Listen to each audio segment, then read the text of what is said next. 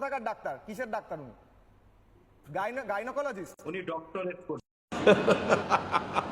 Mother চোদ, মুত খাইতে খাইতে, গরুর মুত আর গোবর খাইতে খাইতে কি অবস্থা চিন্তা করে দেখো, কল্পনা করে দেখছো কতটা অশিক্ষিত বর্বর ফাটাকাষ্ট জাহিল হইলে এই ধরনের কথা বলে।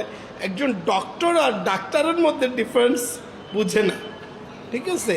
পিএইচডি হোল্ডার ডক্টর কাকে বলে আর মেডিকেল ট্রিটমেন্ট যে করে সেই ডাক্তার কাকে বলে, এই ডিফারেন্সটা বুঝে না। কতটুকু মূর্খ হলে এরা জাস্ট মুখেই চপ্পট চপ্পট চপ্পট চপ্পট করে।